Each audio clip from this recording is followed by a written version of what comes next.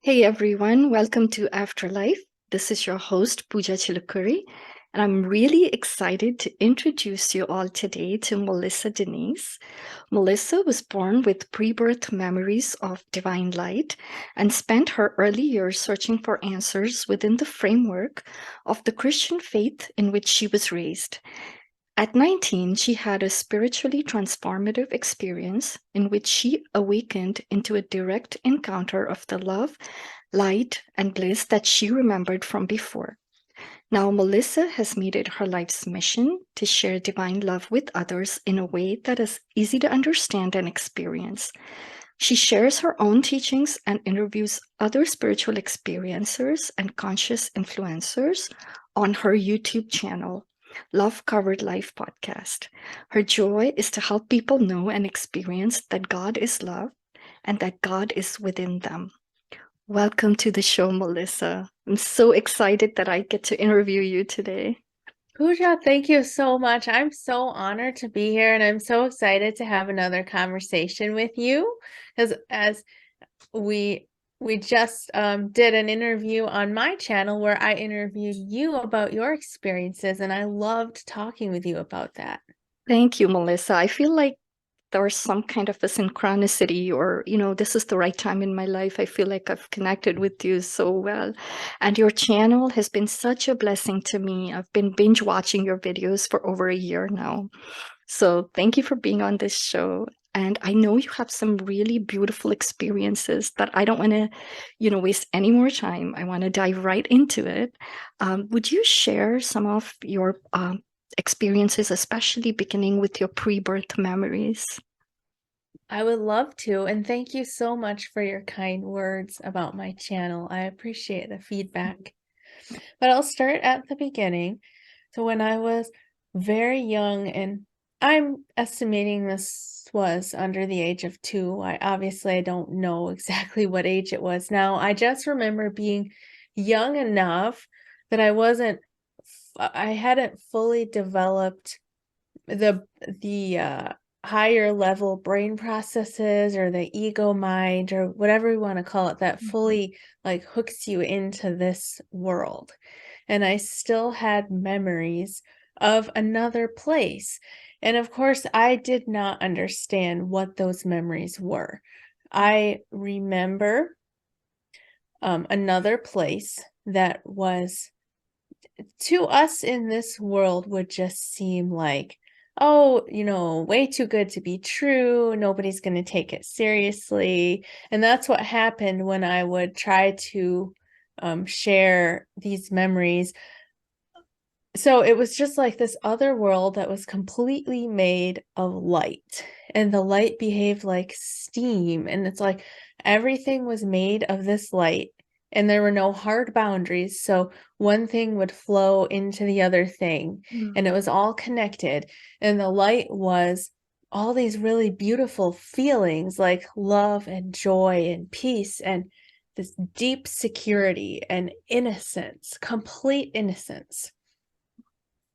And I remember being in this place and I felt like I was a young soul, like a child or a baby, like almost like I was in a nursery. And there was these other beings that were more advanced than I was, that maybe we would refer to as angels or guides in the New Age community or the Christian community. But I just remember feeling like they are bigger expressions of light and love than I am. And they felt so comforting, like a comfort that you can't even describe in this world. It's like the comfort of being a little baby completely wrapped up in your mother's arms without a care in the world. And that's what this felt like.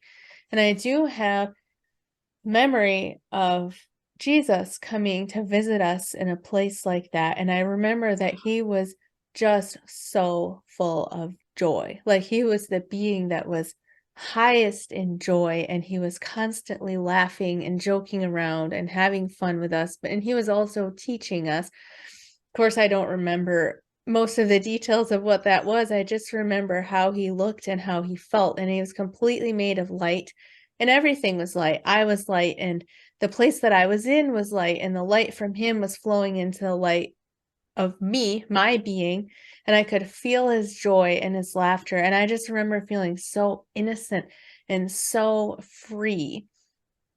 And so I remember this realm, and I had glimpses of memories into what this was like. And I very quickly began to suppress it because I found that an idea of a place where everything is just perfect and love and light is just laughed at. And people would make fun of it and say, oh, you're looking through rose-colored glasses. You're naive. You're not being realistic. And so, and then, so coming from that into this world was really, really challenging. Because this world, there's harsh boundaries and edges, and you feel separate and cut off, and you can't communicate through feeling and thought. Nobody actually knows how you feel or how they're making you feel. And so they don't respond to your needs instantly like what would happen in the other realm. Another memory that I have that is the most powerful memory that hasn't left me, because I did suppress some of those other memories for a while, is the memory of being in the light. And I don't have a time frame to put this in, like first I was here and then I went to the light and then I left or anything like that. It's just this memory of being in the light and what it felt like to experience the light. And it is completely beyond words, but the best way I can describe it is that it's love like we can't even begin to describe. It's like a consuming, fiery love, and it's a completely magnetic presence, and it completely captivates your presence to where you're in the light.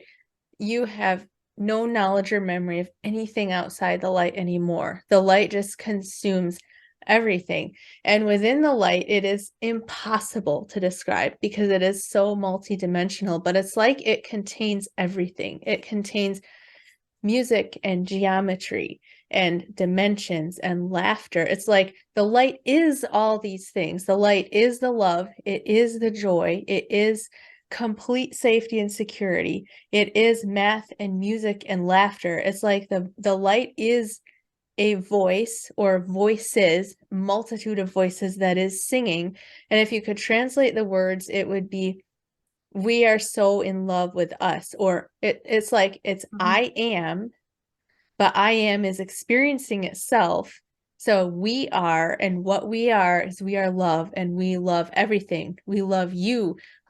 So come experience love with us. And that's what this entire physical world is about, in my opinion now. But again, it's so hard to describe, but it's like you're in the light and it's infinity, and there's all of these things to experience and explore that you could never get bored if you were in the light for all of eternity. But as we know, we can't stay there forever. All of us have to come leave at some point. And so at some point I left and came here, and this memory of this complete satisfaction and safety and security of being in the light never left me. And feel free to stop me if I'm going off track or you have any questions. No, you're not. It's perfect. Okay. Yeah. Okay. So I was born and raised in the Christian faith, and I was taught about God for a young age. And so what happened to me is I thought, okay, God is what I'm remembering. And everybody has this memory and this knowledge of what it's like to be in God's presence. And so I spent my entire childhood and teenage years seeking God within the Christian religion and totally believing that there was some way I could experience that bliss again. And so my entire life was about, how can I experience that bliss? And I would read stories in the Bible about how Moses talked to the burning bush, or about how somebody climbed up on Mount Horeb and saw God. And I was completely captivated by these stories. And it was my life's mission that I was going to have a burning bush experience. And I did a lot of crazy things as a teenager when these experiences were not happening. I would go out in weather. I would go out in blizzards and thunderstorms. I did all kinds of crazy things to try to stimulate an experience, and it just was not happening. And I was depressed. I was very depressed, just dealing with the hardships of life, which I won't get too much into that right now. But eventually, when I was about the age of 18 or 19, something did finally happen. And it happened very spontaneously. A lot of people ask me, well, what led up to this happening? And is there a way that I could stimulate an experience like this? I didn't do anything except for praying the same prayer that I prayed every single night for years, which is, please let me experience your presence because I Wow. am miserable in this life. Wow. And I can't explain why it happened that night and not all the others, but for some reason it did.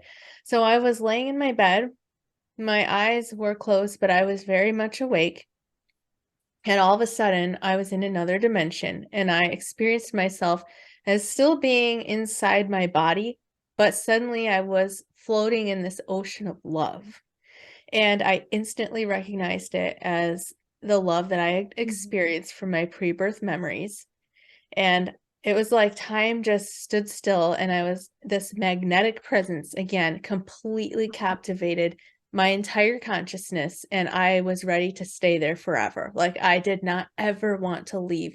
So I felt like waves of love were just washing over me and through me, and within a few seconds had completely wiped away all of my earthly sorrows. And I said to it, where have you been my entire life? I have been looking for you my entire life, and you are finally here.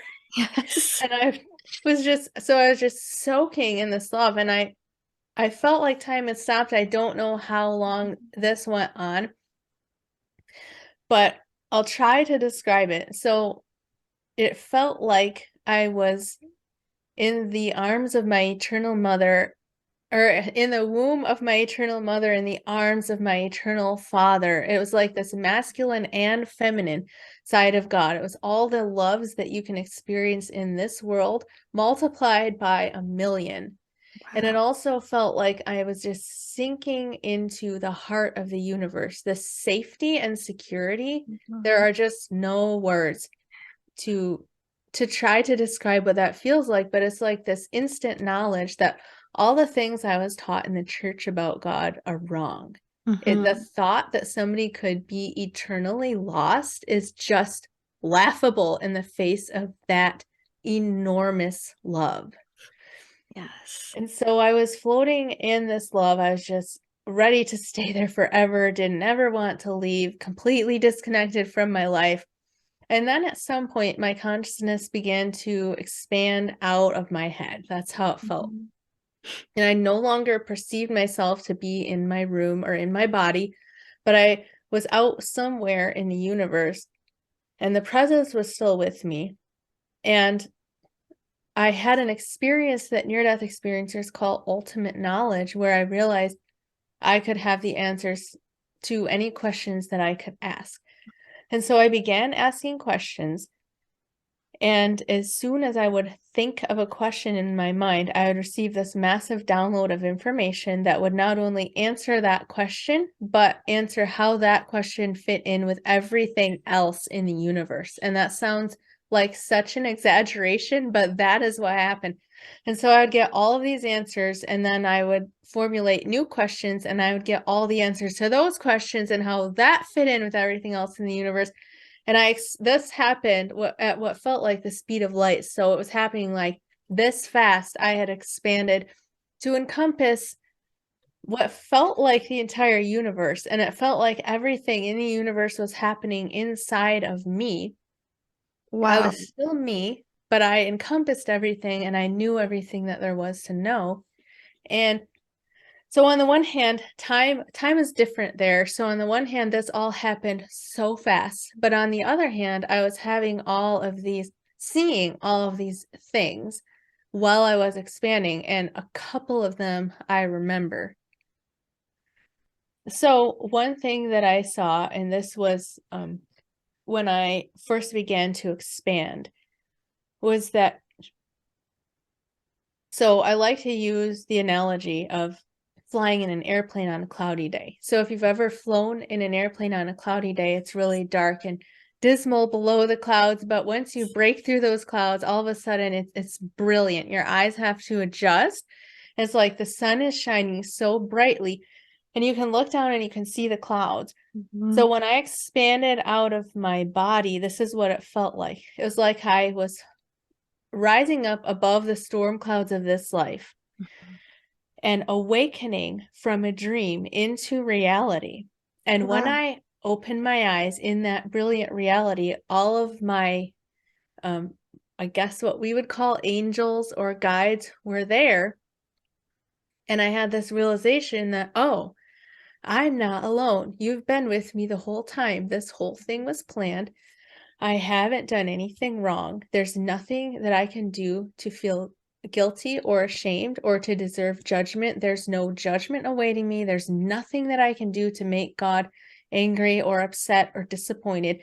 My life is proceeding exactly as it was supposed to. And they are proud of me and they are supporting me and they've been with me every step of the way. And then I looked down where the storm clouds should have been, and there was nothing there. All I could see is that the earth was completely made of brilliant light, the same brilliant light that I was experiencing in this other place.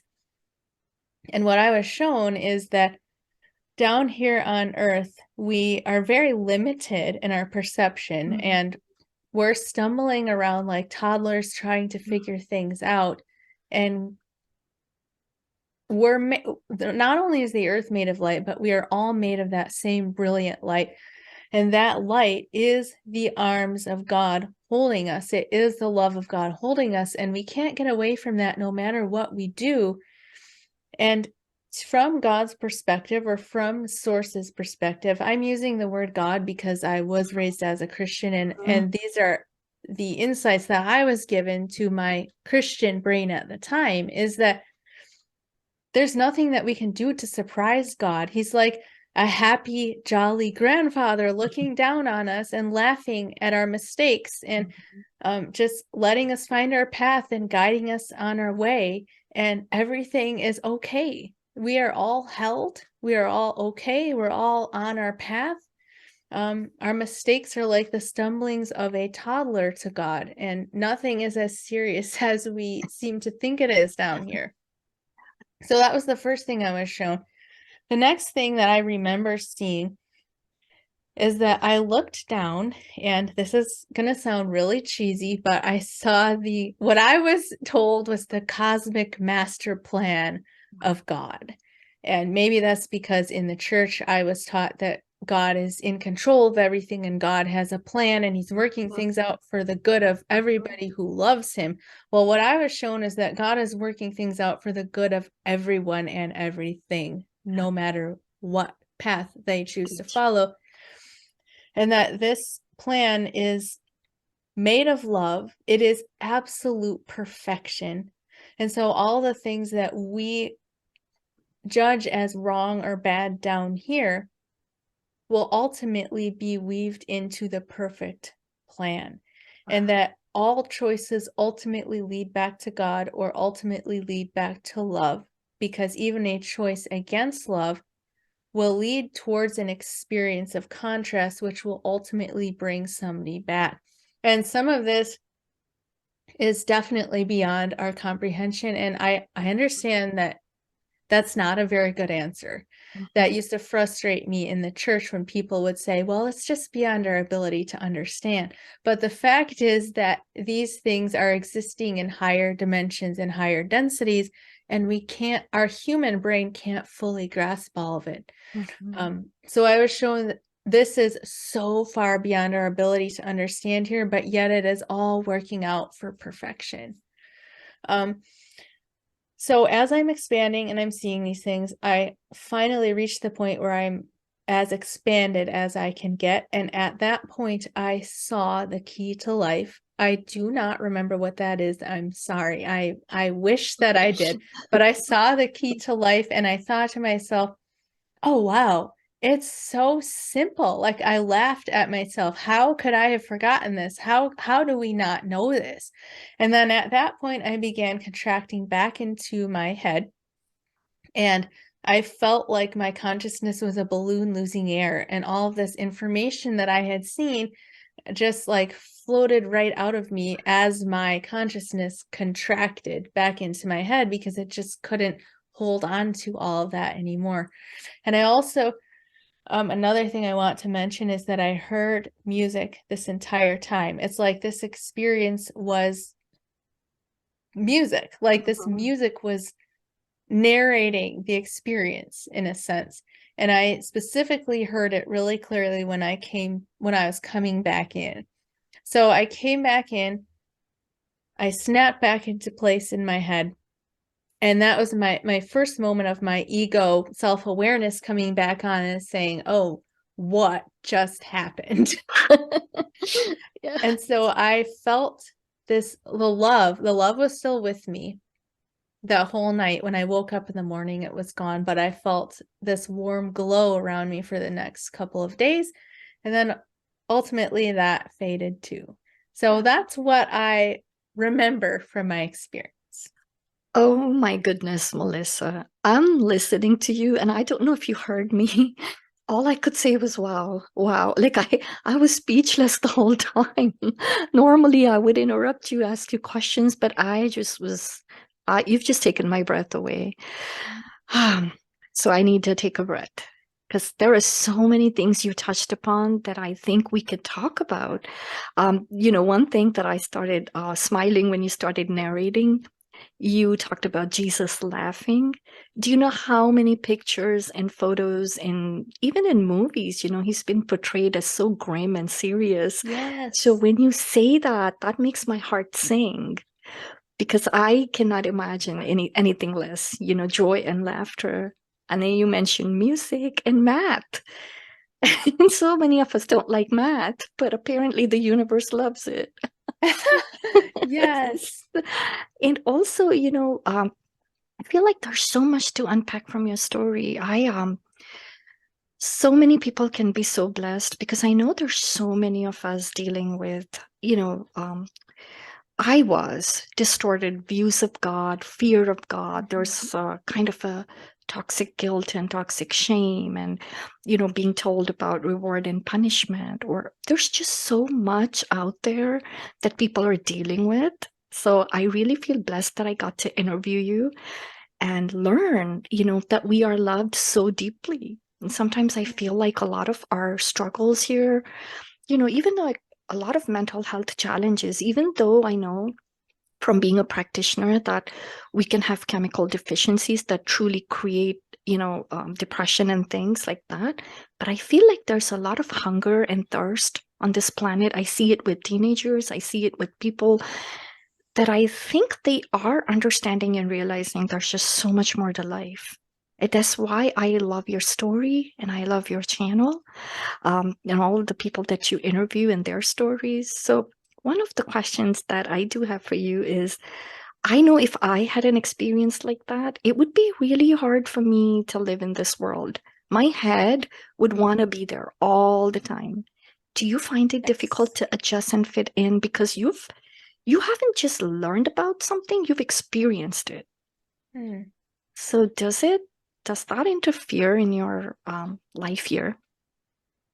It did. And I think you're the first person that asked me that question. But yes, it did for several years following. When I came back from that experience, I was pretty obsessed before with having a spiritual experience. Afterwards, that multiplied by like 10 times because I had experienced that love for the first time in this life. And I was all the more determined that I was going to have another experience. And my entire life became about chasing spiritual experiences.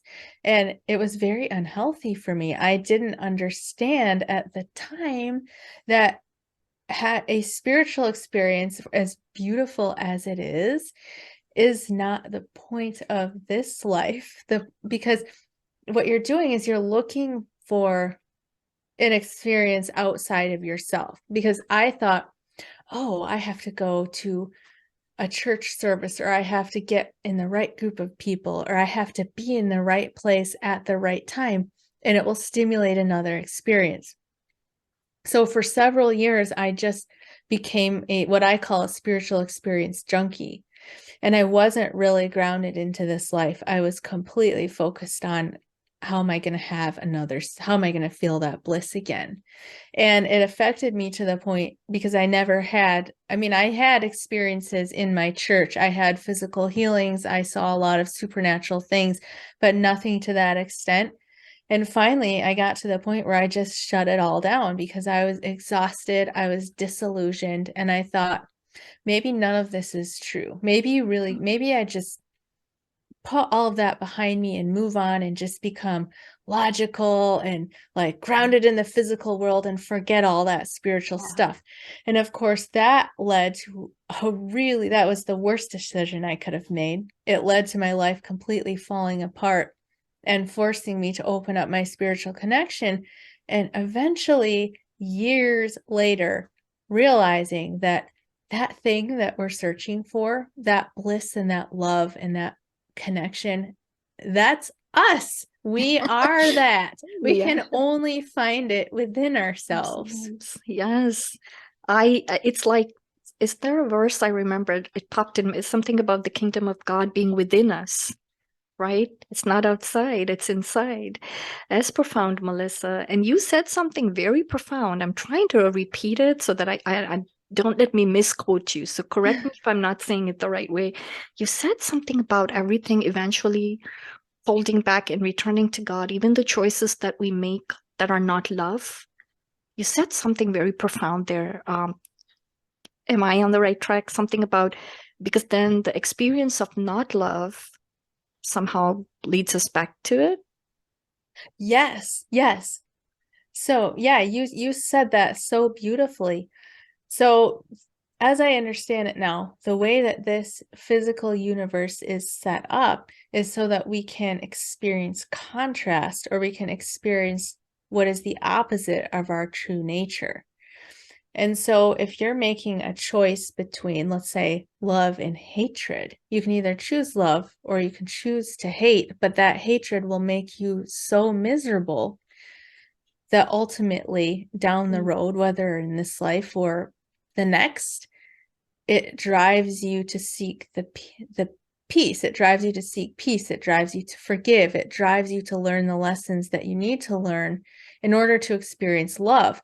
And that isn't necessarily something to be judged if someone makes that choice, because they will experience a deeper contrast and in that way have a greater understanding and appreciation for love when they finally experience it. You know what? That actually reminds me of something I read.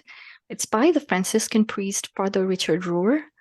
I love him. Yes, me too. See, that's another thing we have in common. And I think he said something one time, or I remember reading it, that God's judgment, and I say the word judgment in quotes, it's not retributive, it's restorative. And what you experienced and what you're describing sounds very much like that to me. So yeah, that's a very beautiful.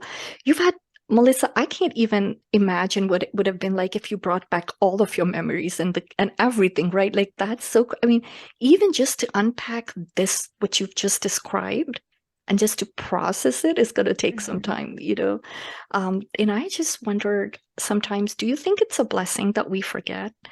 Because I feel like if we don't forget fully, sometimes how could we even live in this life, because it's such a contrast. It really is. I do think in some ways it is a blessing that we forget, because I think obviously if we all had our memories of before, then it might not be so bad, because then we would be creating a beautiful utopia here. Yes. But at the same time, we wouldn't have the opportunity to learn the lessons from contrast or to do the very unique thing that we're doing here. But for just a few people to have memories when other people don't can be difficult in some ways, because it's really hard to get grounded in this life and to care about the things that society cares about or whatever. And I mean, I guess that could be a blessing or a curse. It's not a right or a wrong, but there can be challenges. But on the other side of that, people who don't have memories, there's challenges for them as well. If they don't have memories or experiences, it's easy for them to think, well, why didn't I get one? Is there something wrong with me that I don't have those memories? So I think there can be difficulties on both sides. I think you're right, Melissa. And I also, feel like it's a very special, um, when you have a gift like that, it's a special responsibility that comes with it, I guess, That's from very true. Spider-Man, right? Yes. So I appreciate you sharing that gift. I know that's partly why you started your channel, but I would like to learn the story behind that. Oh, Are you- sure. Yeah. Yeah, thank you for asking. So the reason behind my channel has evolved with me. When I first began my channel, it was because I had reached a point in my life where I could not talk about these experiences. As I'm sure you understand with your experience in religion, people don't want to listen. Yes. And I don't mean people in general, but if you're involved in a fundamentalist Yes. branch of Christianity, then people don't take it seriously. Yeah. And and this isn't to talk negatively about anybody, but I didn't have anybody in my life that I could really share these things with. There were a couple people, um, but for the most part, I felt really alone in my experiences. And as the years went by, it just got to the point where I had to talk about it. I was going to talk about it one way or another. It's like if you're an artist, if you're a creative person, then you know how it is when you get an inspiration. It's coming out. It's going to express itself. And that's what it felt like. And since I didn't have anyone in my life to talk to about it, I went to YouTube and I said, there has to be other people out here Yes. somewhere in the world who are interested in this topic. And sure enough, there were a lot of them. And Yeah. so my channel started to grow pretty quickly. And I was getting a lot of interaction from people, specifically in the deconstructing Christian community. Mhm. And I realized there's really a need here. There are so many people who feel so alone. And Yes. so I went through about 2 years where I was really making content directed towards deconstructing Christians. And my goal was to just um, help to fill that gap a little bit and just encourage people, make people feel less lonely. And then when I moved through the deconstruction phase myself, I didn't feel like that really fit anymore. I felt like it was almost a little bit too negative towards religion, and it was maybe causing a rift between the New Age and religious communities more than I wanted it to. So at that point, I moved on to focusing on near-death experiences and interviewing other people who have had experiences and trying to create a community of people where we can make this, normalize this a little more and allow people to get their stories out there. And that's been the past, I don't know, year or two. Yes. And and now I'm almost venturing into another phase of my journey with YouTube, which is that I want to open it up to more topics because my passion right now is really to actually live out the message of the near-death experience, which is that we need to learn how to live in love on the earth and create a peaceful and harmonious world. And so I'm wanting to branch out into topics that can address a wider range of issues, but I really just want to do my part to Mhm. help humanity's evolution and to spread as much love and light as I can while I'm here. Well, you're very, very brave because when I found your channel and I started watching some of the videos and some of the ones where you're teaching, you're very brave. And I think you do such a good job of just explaining so well. And even for those of us who were, in the fundamentalist Christian faith, you do such a great job, Melissa, of explaining the Bible from a very different points of view, and also the research that you've done, it's very evident. So thank you for everything that you do. I want to include all your links and everywhere that people can find you. And I highly encourage anyone that's watching this or listening to join your community. because I know what that's done for me. And so I'm going to have all of those links in the show notes and in the descriptions. But I'm not done yet because I feel like I have so many questions. Can I ask you one last question? Or Of maybe two, course. just two Yeah, of really quick. course. Um, so one of the questions that I've had from, I think it may have been a video that I watched on your channel. Mhm. Where you described one of your experiences. Was it something with an angel with a light sword? And the way that they were fighting wasn't the way that we're used to thinking about it. Can you comment on that? Yes, I know what you're talking about. And this is one of those things I'm not sure if it was a pre-birth memory or if it was just a download that I received. Sometimes it's hard for me to tell Yeah. because it's just like this glimpse of something that I remember. But I did see that angels, what we would call angels, are these magnificent multidimensional beings of light. They don't have a human form. They're made up of light and color. And the reason why I thought this was a pre-birth memory is because I felt like a child when I was being shown this, and it was being explained to me like a child. And I was being shown that this being of light, this angel, is holding a sword, but it doesn't use its sword for destruction. The job of the angel is to fight evil, but not through violence, to Mhm. overcome evil through good. So what the angels are doing in the earth is anything that they can do to bring love to any situation, whether that is softening somebody's heart or healing somebody's heart or healing a rift between family members or bringing joy to a home. And that's how they fight evil with their swords of light. And that's what I was shown in that. That's absolutely amazing. I didn't want us to miss talking about it because when I first heard you say that, that really that really resonated deeply with me. Thank you, Melissa. I won't keep you very long. I have one last question. Oh, We've you're talked. fine. There's no I could rush. talk to you forever.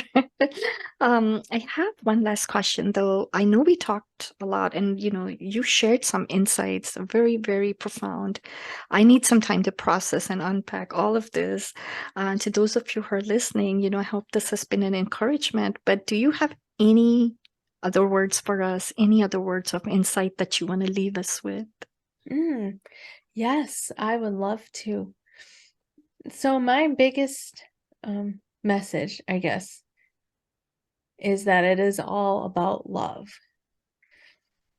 And so there's so many ways that this can be applied to your life that I've experimented with over the years, and it's so simple, but there's so many simple things that you can do to make your life about love, to tap into that purpose, and to really live a fulfilled and happy and purpose-driven life.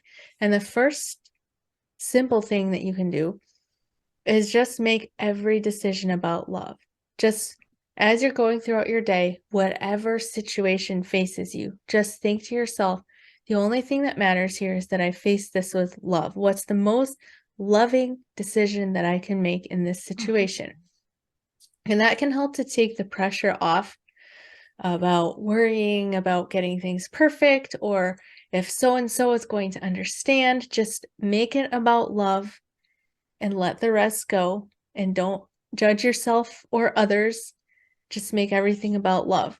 The second thing I can suggest is to practice gratitude. And Mhm. that, another simple thing, but as you're going throughout your day, no matter what challenge you face or what situation you face, reframe it in your mind to see something good about it. Mhm. And then at the end of the day, you will feel like you're just surrounded by blessings because you have so many good things in your life. Mhm. Another thing I could suggest is to practice surrendering. Mhm. So as you're going through your day, no matter what you face, just practice surrendering. Just letting go of any worries that you have, surrendering into the flow of life, accepting that whatever is for your highest good is what's happening now. So those are just 3 really simple things. My suggestion would be pick one. Just pick one and focus on it, and it will really help you to grow spiritually through any challenges that you may have, and really help you to reach a new state of consciousness to live from. Thank you so much, Melissa. It's been such a pleasure talking to you. It really has. And my favorite one, all everything you said is gratitude. I feel like I need to practice that more often. Thank you for that reminder. Thank you. Thank you very much. And once again, to those who are watching or listening, I'll have all the ways that you can connect with Melissa. I'll have that in the show notes. Thank you, everybody. Thank you so much, Pooja. Thank you for having me on. Thank you for being brave to share your experiences, and thank you for all the work that you're doing in the world. Thank you, Melissa.